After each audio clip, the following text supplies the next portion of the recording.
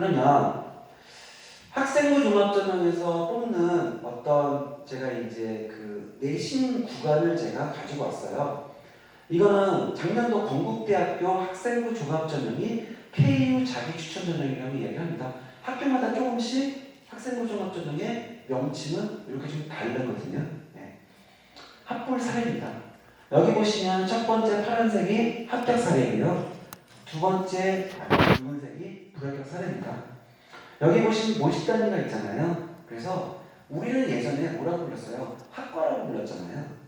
근데 지금은 모집 단위라고 부릅니다. 같은 얘기예요. 학과하고 모집 단위라고. 여기 보시면 리빙센학과, 경영학과, 경제학과 쭉 이렇게 나와 있습니다. 제가 경영학과를 한번 예를 들어볼까요? 경영학과에서 자 합격자 1등급, 2등급, 3등급부터 9등급까지 있죠. 합격자 경영학과 보면 최고 등급이 1.18등급부터 합격을 했네요. 합격한 친구들 중에서 가장 높은 내신이 1.18등급이었어요. 그리고 가장 낮은 내신이 4.86등급이었습니다. 합격자 중에서. 그러면 불합격자는 볼까요? 불합격자 중에서 가장 높은 내신이 1.44등급이고요. 가장 낮은 내신이 6.63등급입니다. 그렇죠? 그러면 볼까요? 자, 6.63등급. 제가 경영학과 한번 예를 들어 볼게요. 6.63등급 왜 떨어졌을까요? 내신이 너무 안 좋으니까 떨어졌겠죠. 그렇죠? 자, 그러면 1.44가 왜 떨어졌을까요? 1.44등급. 와, 정말 1.44등급이면요. 전교권입니다. 전교권. 네. 한 전교 한 5등 안에 드는 친구. 1.4등급. 그렇죠? 왜 떨어졌을까요? 이런 게 이제 학생부 종합전형의 특징인 거죠. 왜? 1.44등급은 제가 아까 말씀드렸잖아요. 어떤 걸 본다고요? 학교생활 기록부하고 자기소개서를 본단 말이죠. 그러면 학교생활 기록부하고 자기소개서에 내용이 없는 거죠. 단지 뭐만 주는 거예요? 내신 등급만 주는 거죠. 그럼 떨어집니다. 아무리 1점대 초반이라고 해도 건국대에서 떨어지는 거죠. 그럼 건국대는 이 친구한테 뭐라고 얘기하겠어요? 1.4 받은 친구들한테. 야, 정말 미안해. 근데 너는 전형을 잘못 선택했어. 너는 학생부 교과 전형으로 가야 할 친구였어. 우리 학생부 종합전형에서는 너를 뽑아줄 수가 없어. 왜? 우리 학생부 종합전형에서는 내신뿐만 아니라 활동, 특히 전공 관련된 활동이 되게 필요하거든. 그게 우리의 기준이거든. 이렇게 얘기를 할 거예요. 떨어집니다. 그럼 1.4 받은 애는 왜 지원했을까요? 그거 모르고 내신만 믿었던 거죠. 반면에 4.86등급도 합격했죠? 얘는 뭐야? 내신은 조금 뒤쳐졌지만 경영학과와 어울리는 역량들, 제가 나중에 말씀드리겠지만 대표적인 게 뭐가 있어요? 동아리 활동, 그리고 경영과 어울리는 교과, 전공 적합 교과라고 얘기하는데 경영이는 뭐겠어요? 당연히 수학, 영어, 사회겠죠. 예, 그 세 분명의 특기사항에 있는 굉장히 풍부한 수행평가 보고서 내용들, 그리고 탐구했던 내용들, 뭐 이런 것들을 두루두루 봤을 때 4.86 내신은 조금 밀렸지만 다른 활동들이 우수할 때 그렇죠? 합격이 되는 거죠. 1.28도 마찬가지 케이스입니다. 그래서 학생부 종합전형은 기본적으로 이런 게 전제가 돼요. 보통 대학마다 네 가지 꼭지점을 준다. 이렇게 기억하시면 네 가지 꼭지점. 첫 번째 꼭지점 뭐가 있을까요? 학업 역량, 쉽게 말하면 내신. 그렇죠? 그리고 두 번째 꼭지점 바로 뭘까요? 전공 적합성. 이쪽에 있는 세 번째 꼭지점 사각형을 말씀드리는 거예요. 세 번째 꼭지점은 뭘까요? 인성, 협력, 성실성. 네 번째 꼭지점은 뭘까요? 대학 고유의 어떤 잠재력, 발전 가능성 이런 걸 꼭지점으로 둔단 말이죠. 그러면 중심에서 각 꼭지점 간의 거리를 평가해서 점을 찍죠. 상상이 되세요? 그리고 그 점을 다 있습니다. 그러면 또 다른 사각형이 나오겠죠? 물론 정사각형은 아닐 거예요. 그러면 그 사각형의 넓이가 최종 판결 요소다. 이렇게 생각하시면 돼요. 그래서 4.86 같은 경우에는 내신 꼭지점에서는 좀 멀지만 다른 것들이 두둑하게 준비가 되었던 거죠. 그리고 1.4가 떨어진 이유는 내신 꼭지점만 높고 다른 거는 굉장히 좁게 형성된 어떤 그런 케이스가 되겠죠. 이게 건국대에서 이렇게 발표했습니다. 그리고 이거는 경희대예요. 경희대. 아마 멀리서 아마 잘 안 보이실 수도 있는데 이것도 역시 모집단 이거 학과입니다. 학과고요. 여기 보시면 경희대는 이제 이런 스타일로 발표를 합니다. 자, 1등급부터 시작해서 9등급. 또 다른 학과들 1등급부터 시작해서 9등급까지 있고요. 그리고 보시면은 빨간색 X가 있고요. 검정색 동그라미 보이시죠? 빨간색 X는 뭐냐면 불합격자의 내신 등급이 빨간색 X예요. 그리고 검정색 동그라미 뭐예요? 합격자의 내신 등급이 검정색 동그라미입니다. 보시면 예를 들어서 러시아어 학과 예를 들어볼까요? 빨간색 X가 그렇죠.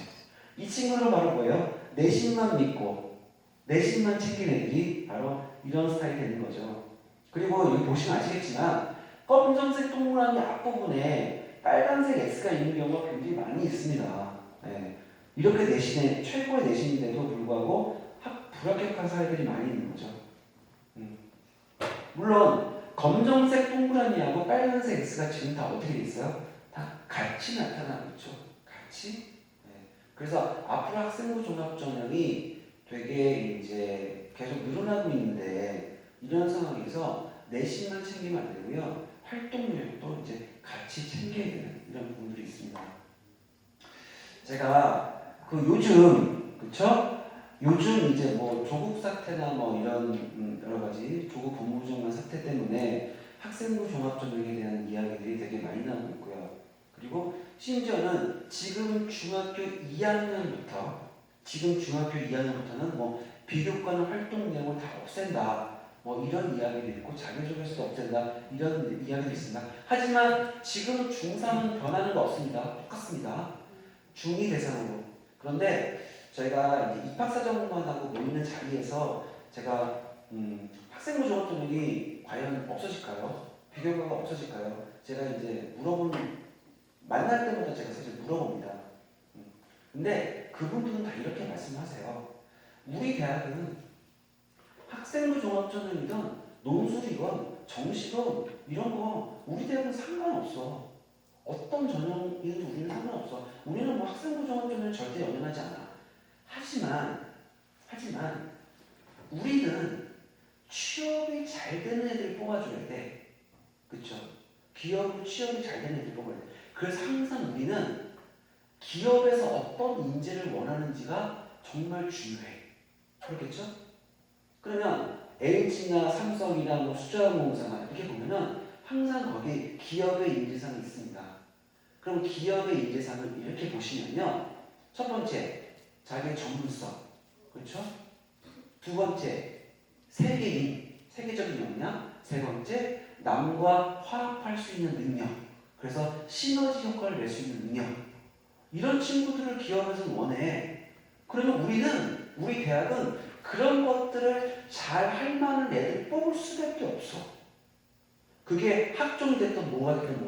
그래서 만약에 학생부 종합전형이 없어지면 우리는 그런 능력들을 다른 방법으로 평가할 거야. 예를 들면 이런 게 있겠죠. 학교 생활기록부터 비교과도 없어져. 우리는 애들 모아놓고 집단 토론시킬 거야.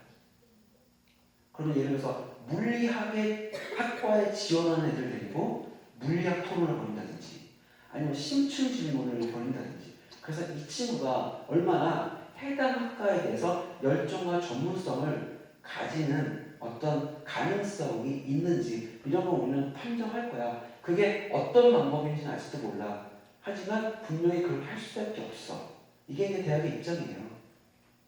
결국 그건 뭐예요? 전문성이라는 건 뭐예요? 그럼 기업에서 원하는 전문성이라는 게 바로 뭐예요? 여기서 말하는 전공적합성이죠. 전공적합성. 그렇죠?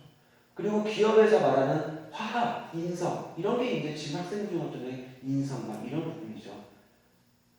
그래서 조금 넓게 보시면 지금 세상이 4차 산업혁명 시대로 가고 있잖아요. 그 시대에서 원하는 인재를 기업에서는 뽑기를 원하고 기업에서 원하는 인재를 대학은 훈련시키기를 원하고 그렇기 때문에 그 훈련 받을 준비가 되어 있는 친구들을 결국 대학은 뽑을 수밖에 없다. 근데 그게 단순한 내신 성적이나 단순한 수능 성적은 아니더라. 이게 대학의 입장입니다. 그리고 두 번째, 지금 고등학교 1학년 계시고 중학교 학부모님도 계시는데요. 문이과 통합이라는 얘기가 많이 있잖아요. 그래서 제가 문이과 통합 말씀만 드리고 이번 시간 마칠게요. 자, 대학은 저는 이제 입시적인 관점으로만 말씀드릴게요. 네, 물론 문이과 통합 굉장히 좋은 제도입니다. 하지만 입시적인 관점으로 봤을 때 대학은 문이과를 통합해서 아이들을 뽑지 않습니다. 물리학과는요, 물리학을 좋아하고 잘하는 친구를 뽑고요. 수학과는 수학을 잘하고 좋아하는 친구를 뽑을 수밖에 없어요. 그렇죠? 그러니까 대학은 우리가 대학을 들어가는 게 아니고요. 사실은 전공학과에 입학하는 거죠. 그게 먼저 중요한 개념이죠. 전공학과. 그러니까 전공학과가 나를 어떻게 얼마나 매력적으로 보이게 만들 것인가. 이게 사실은 중요한 거지. 그렇죠? 그래서 문이과 통합, 그럼에도 불구하고 이제 문이과 통합이 됐습니다. 근데 자, 1학년 때는 고등학교 대부분이 문이과 통합으로 가르치고요. 예전에도 그랬습니다. 근데 지금 고등학교 보세요. 2학년 때부터 어떻습니까? 역시 문과, 이과 다 나눠서 가르치고 있잖아요. 그렇죠? 그러니까 문이과 통합은 아직은 아니다. 제 개인적인 생각이에요. 그래서 1학년 때부터 우리 아이가 문과인지 이과인지 확실하게 정하셔서 거기에 맞는 진로를 정하시는 게 대학 가실 때 훨씬 큰 도움이 되세요. 문이과 통합으로 접근하시게 되면 나중에 학과를 선정하기도 너무너무 어렵습니다. 왜? 문이과 통합은 자유전공이라는 학과밖에 없거든요. 없어요. 문이과 통합은. 나중에 어차피 전공을 선택하셔야 됩니다. 그래서 그런 부분을 염두에 둬서 만약에 지금 중3 학부모님이라고 하신다면 이제 또 고등학교 선정 때문에 이제 고민이면 혹시 중3 학부모님들 계세요? 아, 계세요? 예, 있습니다. 중3 학부모님들은 지금 고등학교 선정 때문에 아마 고민이 되게 많으실 거예요.